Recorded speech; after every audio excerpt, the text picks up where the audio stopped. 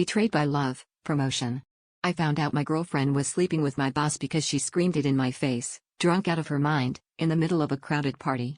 One second we were arguing about her drinking, the next she was throwing her glass at the wall and blurting out, "I only hooked up with him so you'd get the damn promotion." Everyone went silent. I just stood there, numb, watching her mascara streak down her cheeks. I'd suspected she was hiding something, but nothing could have prepared me for that bomb.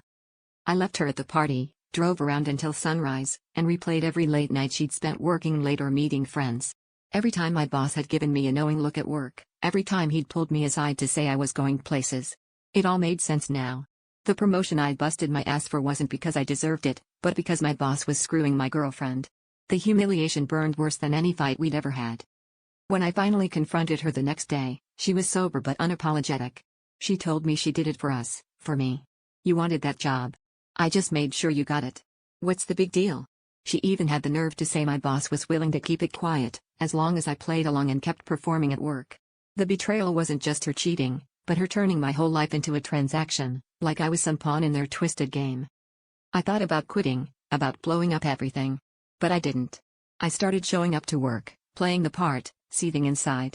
I realized I was angrier at myself than at either of them, for wanting success so badly I didn't see what it was costing me, for being willing to ignore the obvious signs.